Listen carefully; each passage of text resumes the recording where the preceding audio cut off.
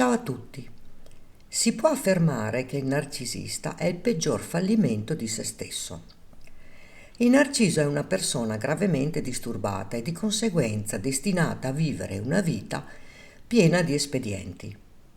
Il suo unico ruolo è quello di devastare, manipolare, mentire, controllare, maltrattare e sfruttare le persone che si relazionano con lui.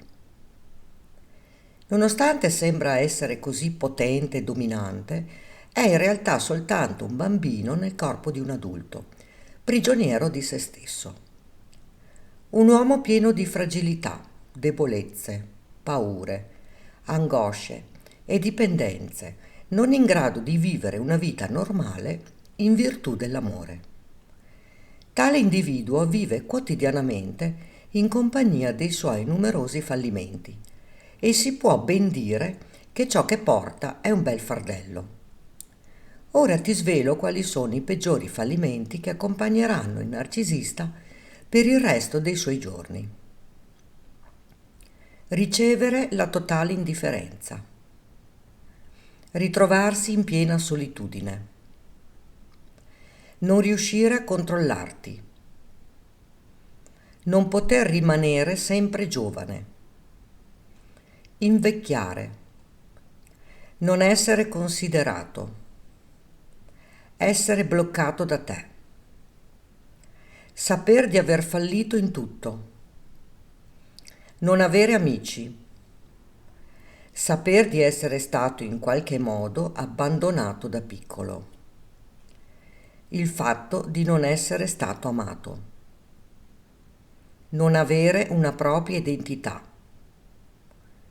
Non saper gestire la rabbia. Non saper prendersi le proprie responsabilità. Essere stato smascherato. Essere stato ridicolizzato. Essere stato smentito. Essere stato umiliato. Essere stato triangolato. Non avere più le scimmie volanti su cui contare. Essere un dipendente affettivo. Percepire di non valere nulla. Essere rifiutato. Sentirsi imbarazzato. Non essere ammirato. Essere offeso pubblicamente. Non essere al centro dell'attenzione. Essere visto per quello che è realmente. Non avere nessuna autostima. Non riuscire più a manipolare. Avere problemi economici. Dover separarsi o divorziare dalla propria partner. Venire arrestato o accusato di un crimine o di una violenza domestica. Essere senza un lavoro. Perdere il suo status sociale. Non avere più il rifornimento narcisistico. Non essere creduto.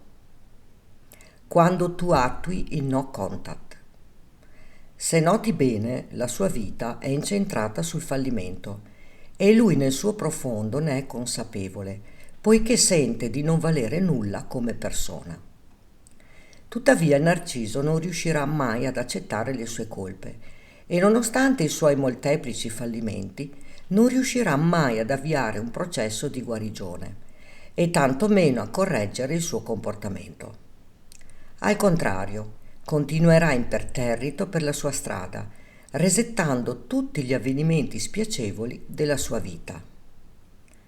Il narcisista potrebbe risvegliarsi da tale condizione mentale solamente se il suo stesso atteggiamento gli provocasse un determinato danno.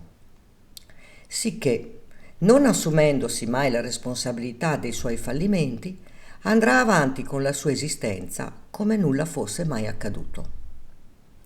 E pensare che non riesce a placare la paura del fallimento.